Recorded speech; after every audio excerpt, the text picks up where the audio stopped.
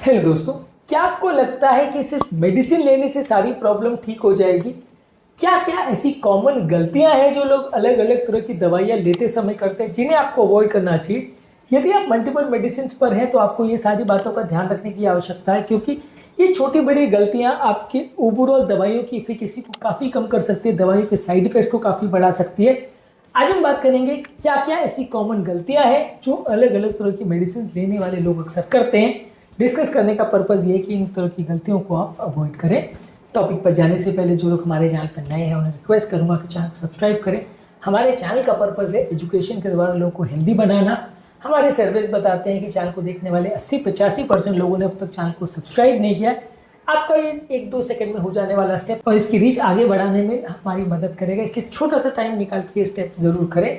Topic के दौरान कुछ इंटरेस्टिंग साइंटिफिक फैक्ट्स, कुछ प्रैक्टिकल यूटिलिटी की बातें, कुछ साइंटिफिक स्टडीज आपको बताऊंगा जो आपको ज्ञान भी देंगे और हैरान भी करेंगे।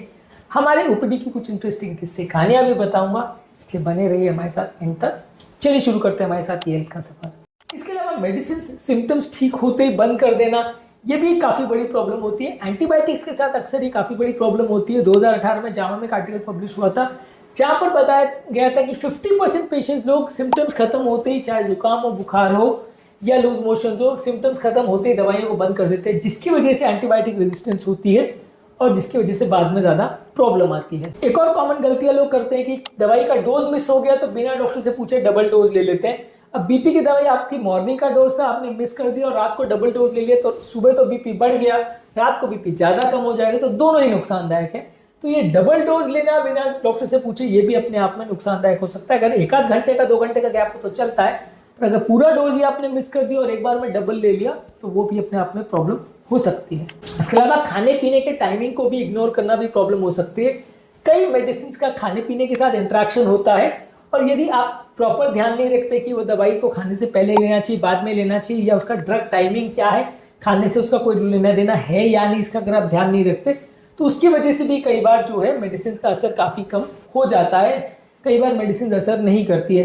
कई ऐसी दवाइयाँ हैं जिनको खाली पेट लेने को बोला जाता है, जैसे थायराइड की मेडिसिन है, जैसे भूख करने वाली ओजेम्पिक की टैबलेट्स जो आती है उनको बोला जाता है। यदि आप उसको गलत टाइमिंग पे लेते हो या खाने के बाद ले लेते हो या प्रॉपर ध्यान नहीं रखते सारी चीज़ों का, तो वो दवाइयों का असर में काफ़ी फर्क पड़ सकता है। आयरन की टैबलेट को अगर चाय कॉफ़ी के साथ ले लेते हो या कैल्शियम टैबलेट्स के साथ ले लेते हो तो असर नहीं होगा। तो बाकी दवाइयों का क्या इफेक्ट है और बाकी दवाइयों में और इस पर्टिकुलर दवा में क्या रिलेशन है वो जानना ज़रूरी है।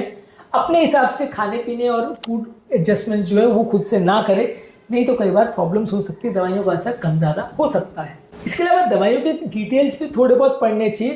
कई over the counter available medicine है, चाहे नींद की दवा है, बीपी की दवा है, एंटीहिस्टामिनिक्स है, एंटासिड्स है, वो चाय कॉफ़ी के साथ अल्कोहल के साथ इंटरेक्ट कर सकती है, कई कॉमन फूड प्रोडक्ट्स और ड्रिंक के साथ रिएक्शन कर सकती है। तो कई बार मेडिसिन के बारे में जानना, उसके डिटेल्स के बारे में जानना, उसके रिएक्शंस के बारे में जानना भी ज़रूरी है, नहीं तो कई बार रिएक्शंस होने के बाद ज़्यादा प्रॉब्लम हो सकती है।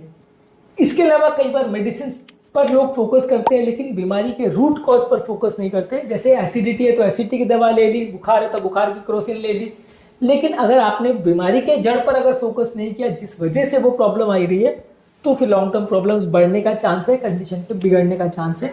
तो थोड़ा बहुत सिम्टोमेटिक रिलीफ के लिए आप दवा ले रहे हो तो चलेगा, पर लॉन्ग टर्म अगर कोई प्रॉब्लम आ रही है या ज़्यादा प्रॉब्लम है तो वैसे केसेस में दवाओं को प्रॉपर बीमारी के जड़ पर अगर टारगेट करके दिया जाए तो ज़्यादा फायदा होगा। रैंडमली अगर शॉर्ट सिम्टोमेटिक रिलीफ के लिए आप दवाइयाँ लेते हैं तो कई बार फायदा नहीं होगा। इसके अलावा ओपीडी प्रिस्क्रिप्शंस को भी रिपीट करना कई बार एक गड़बड़ होती है। कई बार क्या है, डॉक्टर ने आपको खांसी की दवा दी और आपको उसके बाद जब भी खांसी आएगी आप डॉक्टर के बिना पास गए वो दवाइयों को फिर से लेना चालू कर देते हो। लूज मोशन हुआ तो बार बार वही दवा लेते हो, अगर बुखार हुआ तो बार बार वही दवा लेते हो। तो एक बार जो दवा दी वो हो सकता है उस समय कुछ और कंडीशंस के हिसाब से डॉक्टर ने सोच के दिया हो, अगली बार वो सेम प्रॉब्लम ना हो, भले सिम्टम्स सेम भी हो तो भी सेम प्रॉब्लम ना हो। लूज मोशंस के, बुखार के, खांसी के, जुकाम के अलग अलग तरह के कारण हो सकते हैं जिसमें सेम दवा असर ना करे और उल्टा नुकसान भी करे, ऐसा भी हो सकता है। इसलिए दवाइयों के पुराने प्रिस्क्रिप्शंस को रिपीट करना भी अपने आप में एक गड़बड़ी हो सकती है। इसके अलावा अलग अलग पैथीज को भी साथ में कई बार कंटिन्यू करना गड़बड़ होता है। जैसे आयुर्वेदिक को, होम्योपैथिक को और एलोपैथी मेडिसिन को एक साथ अगर लोगे तो कई बार आपस में इंटरेक्शन हो सकता है और जितना आप सोचे उससे ज़्यादा फायदे के बदले नुकसान हो सकता है। सबसे कॉमन गलतियों में से एक है इम्प्रॉपर स्टोरेज ऑफ मेडिसिन। अगर किसी तरह की मेडिसिन को आप मॉइस्चर वाली जगह में, बाथरूम कैबिनेट में, हॉट ह्यूमिड एरिया में या धूप के एक्सपोजर में रखते हैं तो वो दवाई की एफिकेसी को काफ़ी ज़्यादा कम कर सकता है। कई दवाइयाँ इस सब के लिए बहुत ज़्यादा ससेप्टेबल होती है और ऐसी दवाइयों को यदि आप प्रॉपरली स्टोर नहीं करते हैं और इम्प्रॉपरली यूज़ करते हैं तो आपको फ़ायदा नहीं मिलेगा, इनफैक्ट नुकसान हो सकता है। इसके अलावा मेडिसिन के डोज को खुद से एडजस्ट करना भी एक बड़ी गलती हो सकती है। कई बार लोग अपने सिम्टम्स के हिसाब से अपने डोज को एडजस्ट कर लेते हैं। ये दवा लेने से अच्छा लग रहा है तो दवा का डोज ज़्यादा ले लिया या कंटिन्यू कर लिया, दवा लेके खराब लग रहा है तो डोज बंद कर दिया। अगर आपकी तबीयत अपने आप ठीक हो गई तो दवाइयों को बंद कर दिया, यदि तबीयत बिगड़ गई तो 2-3 गुना डोज ले लिया, पेन किलर ज़्यादा ले ली। ये सारे मेडिसिन में सेल्फ एडजस्टमेंट की कैटेगरी में आते हैं, जो कि कई बार नुकसान कर सकते हैं क्योंकि कंडीशन बिगड़ने या सुधरने के कारण बहुत सारे हो सकते हैं और ऐसे केसेस में टैबलेट्स या मेडिसिन को अपने हिसाब से एडजस्ट करना कई बार नुकसानदायक हो सकता है। कंडीशन वापस भी बिगड़ सकती है और ज़्यादा बिगड़ सकती है, इसलिए ऐसे एडजस्टमेंट्स बिना डॉक्टर को पूछे या डिस्कस करे नहीं करना चाहिए। इसके अलावा कई बार साइड इफेक्ट्स जो होते हैं उनको इग्नोर कर देते हैं लोग। छोटे मोटे साइड इफेक्ट होते हैं, कमजोरी, चक्कर हो रही है, लूज मोशन हो रहा है, खांसी हो रही है, पेशाब में जलन हो रही है, लोग को लगता है कि ये तो दवा से रिलेटेड नहीं होगा, या अगर लगता भी है तो लोग को लगता है ये अपने आप चला जाएगा, कौन जाए डॉक्टर के पास, कौन 2 घंटे लाइन में बैठे। तो इसलिए लोग ये चीज़ों को इग्नोर कर देते हैं और वेट करते हैं कि चीज़ें अपने आप ठीक हो जाए। कई बार ठीक हो भी जाती हैं पर कई बार नहीं होती हैं, तो वो नुकसान हो जाता है और फिर पेशेंट को लॉन्ग टर्म साइड इफेक्ट्स होते हैं, लॉन्ग टर्म प्रॉब्लम्स हो सकती है। इसलिए प्रॉब्लम अगर हो तो अगर डॉक्टर से डिस्कस हो जाए तो ज़्यादा अच्छा है, जितना जल्दी डिस्कस हो जाए उतना ज़्यादा अच्छा है। इसके अलावा कई लोग अपने मेडिसिन के प्रिस्क्रिप्शन को शेयर या बोरो करते हैं। मेरे पड़ोसी को बुखार था, उसको डॉक्टर ने दवा दी, मैं भी उससे ले लेता हूँ। उसको बीपी की प्रॉब्लम थी तो उसको ये दवा चल रही थी, मैं भी वही ले लेता हूँ। मेरे हस्बैंड और वाइफ या फैमिली मेंबर्स भी आपस में एडजस्टमेंट्स कर लेते हैं कि उसको बीपी की दवा चल रही है, मेरा बीपी ज़्यादा है, मैं भी ले लेता हूँ। उसको शुगर की प्रॉब्लम है, मेरा भी शुगर ज़्यादा है, मैं भी वही ले लेता हूँ। तो इस तरह के बोरोड प्रिस्क्रिप्शंस कई बार नुकसानदायक हो सकते हैं क्योंकि हर एक व्यक्ति की बॉडी की रिक्वायरमेंट अलग हो सकती है और यदि किसी व्यक्ति के हिसाब से कोई दवा दी गई है तो हो सकता है वो उसकी बॉडी के लिए ज़्यादा सूटेबल हो और हो सकता है दूसरी की बॉडी में वो उतनी सूटेबल ना हो। हर एक बॉडी की रिक्वायरमेंट अलग होती है, हर एक बीमारी की रिक्वायरमेंट अलग होती है। हर हाइपरटेंशन या डायबिटीज़ या कोलेस्ट्रॉल का पेशेंट सेम हो ज़रूरी नहीं है। सबकी बॉडी की रिक्वायरमेंट्स और दवाओं की रिक्वायरमेंट अलग हो सकती है। तो इस तरह के बोरोड प्रिस्क्रिप्शन अपने आप में एक हेल्थ प्रॉब्लम का सोर्स बन सकते हैं। American journal of public health ने बताया कि कई बार ये बोरोड प्रिस्क्रिप्शन जो है इनका इंसिडेंस 5% से लेकर 50% तक हो सकता है और प्रिस्क्रिप्शन दूसरे को देने का चांसेस 6% से 22% तक हो सकता है। यानी कि आप अपने प्रिस्क्रिप्शन दूसरे से बोरो करें, ये बहुत अनकॉमन प्रॉब्लम नहीं है, काफ़ी कॉमन है और उसके चांसेस अलग अलग केस में, अलग अलग सोसाइटीज़ में काफ़ी कम से लेके काफ़ी ज़्यादा भी हो सकता है। इसके अलावा अपनी मेडिसिन को यदि आप डॉक्टर के साथ रिव्यू नहीं करते हैं तो ये भी एक प्रॉब्लम का स्रोत हो सकता है। यदि आपको दवा लेने से फ़ायदा हो रहा है, नुकसान हो रहा है, चाहे कोई भी असर नहीं भी हो रहा है, हर हालत में डॉक्टर के साथ डिस्कस करना ज़रूरी है क्योंकि वो दवाइयों को एडजस्ट वही कर सकेगा। यदि आप अपने मेडिसिन लेना चालू कर देते हैं और 2-2, 4-4 साल तक डॉक्टर को बताते नहीं तो अक्सर प्रॉब्लम हो सकती है क्योंकि अलग अलग पॉइंट ऑफ टाइम पे बॉडी की रिक्वायरमेंट अलग अलग हो सकती है। सेम बीमारी के लिए भी अलग अलग टाइम पे अलग अलग डोज या मेडिसिन की ज़रूरत हो सकती है। जिसको बिना पूछे चेंज करना या जिसको बिना पूछे अपने हिसाब से चलाते रहना, दोनों ही गलत हो सकता है। इसके अलावा कई बार अगर आप ओवर द काउंटर कुछ मेडिसिन ले रहे हैं जैसे विटामिन या अलग अलग तरह की बुखार, खांसी, जुकाम की दवाइयाँ हैं, कई लोग दूसरी प्रॉब्लम्स के लिए, दूसरी बीमारियों के लिए भी कोई दवा ले रहे होते हैं, पेन किलर्स ले रहे होते हैं, ये चीज़ें यदि आप अपने डॉक्टर से डिस्क्लोज नहीं करते हैं तो कई बार डॉक्टर को पता नहीं चलेगा, साइड इफेक्ट्स होंगे और डॉक्टर कोरिलेट नहीं कर पाएगा। तो यदि आप ऐसी कोई ओवर द काउंटर अवेलेबल दवाइयाँ ले रहे हैं, कोई बाम, लोशन वगैरह कुछ भी लगा रहे हैं, तो डॉक्टर को बताना ज़रूरी है क्योंकि कई बार आपको पता नहीं चलता लेकिन इससे रिलेटेड प्रॉब्लम्स हो सकती हैं।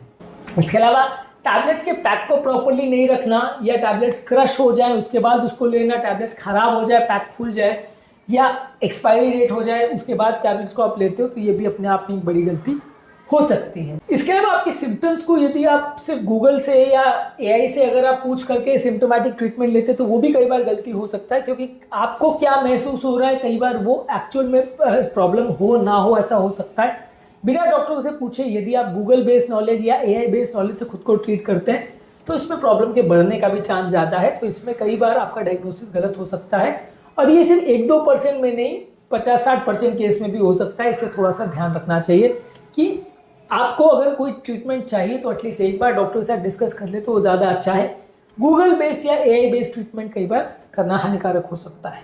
मेडिसिन के साथ कोई व्यसन करना, खासकर अल्कोहल, स्मोकिंग या तंबाकू लेना, वो भी कई बार इंट्रैक्शन या रिएक्शन कर सकता है। तो ये सारी चीज़ों का भी ध्यान रखिए। यदि मेडिसिन चल रही है तो अल्कोहल का खासकर विशेष ध्यान रखिए, क्योंकि ये आपकी मेडिसिन के इफेक्ट को डबल या कम कर सकता है, जिससे कि आपको लॉन्ग टर्म प्रॉब्लम्स बढ़ सकती है। तो ओवरऑल इस मामले में हमारा फाइनल वर्डिक्ट ये है कि मेडिसिन किस टाइम पे ले रहे हैं, कैसी ले रहे हैं, कौन सी ले रहे हैं, ये सारी चीज़ें प्रॉपर डॉक्टर के सुपरविजन में अगर हो तो ज़्यादा अच्छा है। रैंडमली अपने हिसाब से अगर आप दवाइयों को ले रहे हैं, साइड इफेक्ट्स का ध्यान नहीं रख रहे हैं, खाने का ध्यान नहीं रख रहे, डॉक्टर से रिव्यू नहीं कर रहे हैं, प्रिस्क्रिप्शन रिपीट कर रहे हैं, तो ये सारी चीज़ें प्रॉब्लम्स का स्रोत बन सकती है, जो कि आपके लिए नुकसान का सौदा बन सकती है। आज के टॉपिक में मेडिसिन को लेने के संदर्भ में क्या कॉमन गलतियां लोग करते हैं, उस पर हमने बात करी। इसमें से सबसे रेलेवेंट और इंपॉर्टेंट गलतियां जो आपने भी की है, कमेंट सेक्शन में लिखकर हमें बताएं। उम्मीद करूंगा कि आज के टॉपिक में कुछ नई बातें जानने को मिली होगी। अगली बार जब आप किसी और के प्रेस्क्रिप्शन के हिसाब से खुद को ट्रीट करें, तो एक बार ज़रूर सोच लें कि शायद उसको दी जाने वाली दवा या उसके केस में यूज़ की जाने वाली दवा आपके लिए अच्छी ना हो। ज़रूर इस बारे में डबल विचार करें, तभी कोई दवा का प्रयोग करें। बिना डॉक्टर से पूछे ज़्यादातर दवाइयों का प्रयोग ना करें तो ज़्यादा अच्छा है। कई बार फायदे के बदले वो दवाइयाँ नुकसान भी कर सकती हैं। टॉपिक एंड करने से पहले जो लोग हमारे चैनल पर नए हैं, रिक्वेस्ट करूँगा कि चैनल को सब्सक्राइब करें। हमारे चैनल का पर्पज़ है हेल्थ एजुकेशन के द्वारा लोगों को हेल्दी बनाना, और इस मिशन में आप हमारे सहभागी बन सकते हैं। चैनल को सब्सक्राइब करके, वीडियोज़ को लाइक करके आपके कमेंट्स हमें जानने में मदद करते हैं कि आपको हमारा कंटेंट कैसा लगता है, प्लस हमारे मोटिवेशन और इंस्पिरेशन का भी काम करते हैं। तो वीडियोज़ को देखते रहिए, शेयर करते रहिए और हेल्थ के सफर में आगे बढ़ते रहिए।